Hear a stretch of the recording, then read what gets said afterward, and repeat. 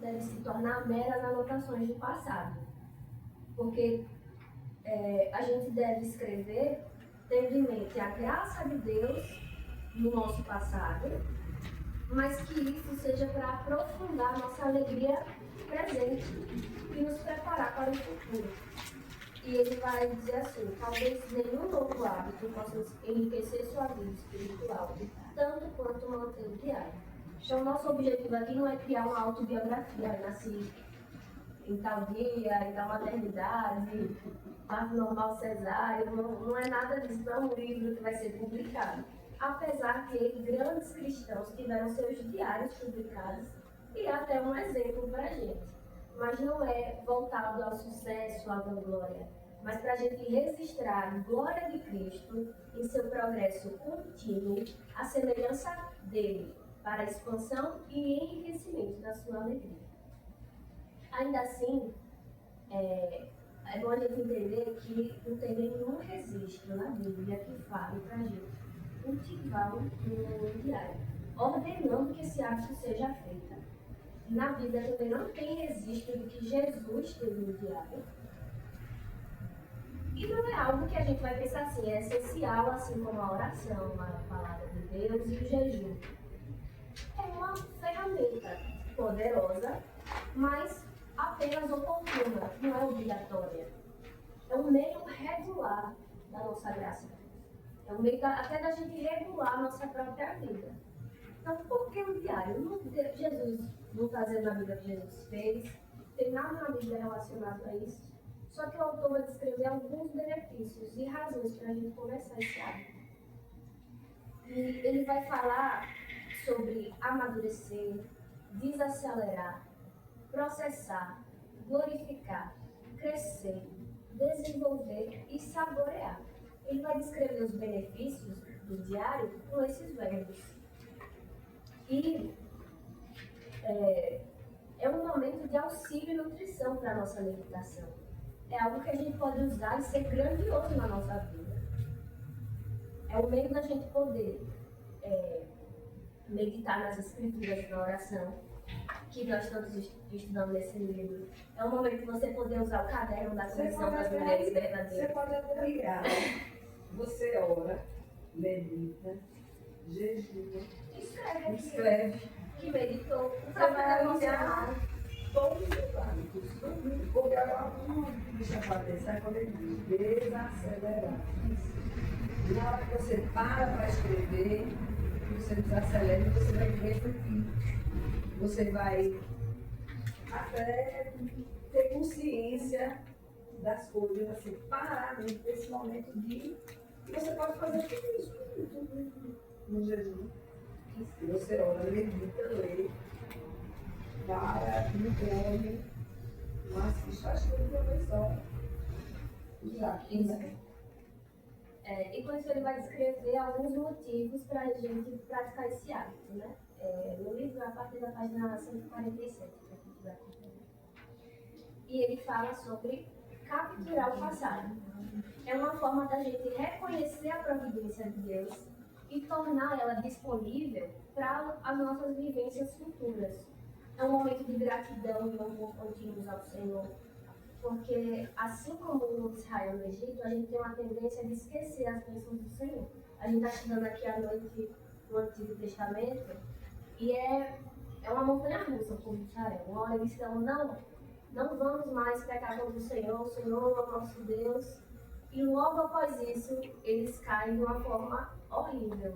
Eles fazem as coisas que os deuses de outros povos fazem, que são deuses falsos, e negam tudo aquilo que falaram. Eles se esqueceram, eles não anotaram.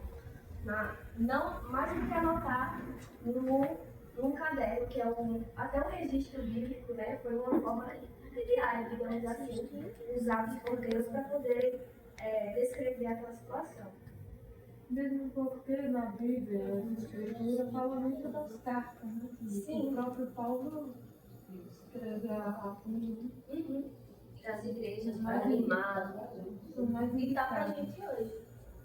É um exemplo desse diário. Não é que ele chama de diário, mas pode ser chamado de qualquer outra coisa, não é só algo confidencial. É um registro da graça do Senhor em nós. visando o presente e o futuro e lembrando do passado.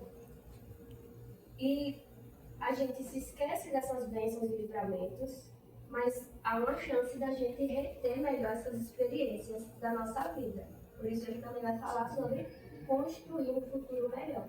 É uma oportunidade da gente crescer no futuro, traçar planos ao identificar os nossos pontos de melhora e avaliar até como é que a gente está nesses hábitos espirituais na nossa vida. Então, é o momento da gente desenvolver até a nossa comunicação e escrita para algo além do material, para algo além do terreno. E, por último, nesse trecho, ele fala sobre enriquecer o presente. E aí ele vai citar 3 formas: examine, medite e desembarace. Primeiro, sobre examine. Em Romanos 12, versículo 3, ele vai falar assim: porque pela graça que me foi dada, digo a cada um de vós que não pense em si mesmo, além do que convém.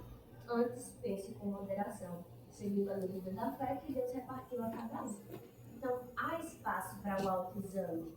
1 Coríntios 13, versículo 5, examinai-vos a vós mesmos se realmente estáis na fé, provai-vos a vós mesmos.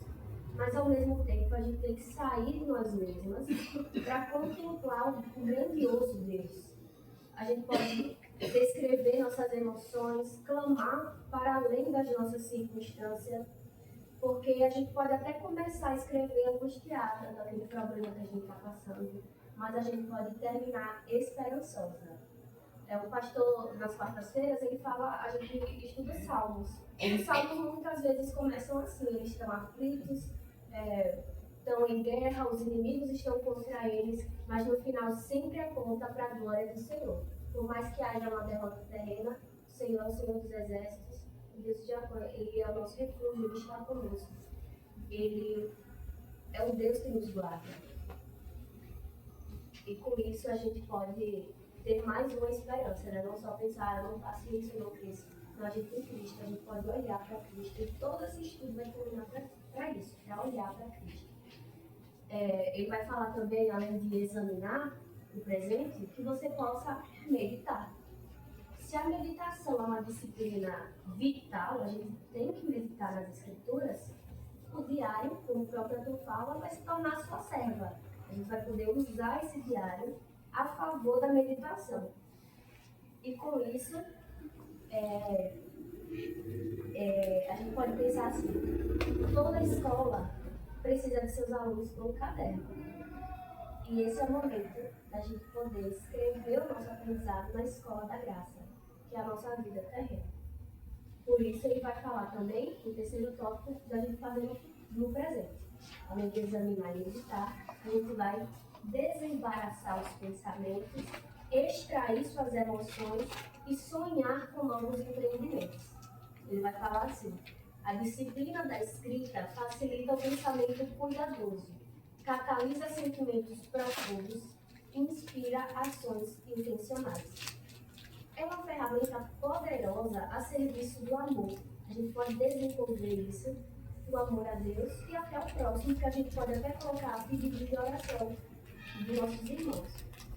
E o autor vai terminar esse capítulo descrevendo 5 maneiras de desenvolver o registro diário.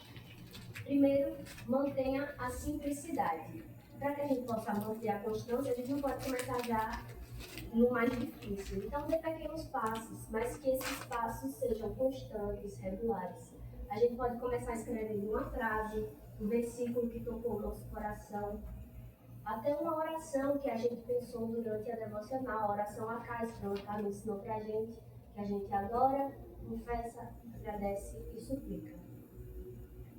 Segunda dica, né? Não recupere o tempo perdido. Não é para ser um registro completo da nossa vida, até porque fica insustentável a gente lembrar de cada detalhe. A gente nem lembra, na verdade. Então,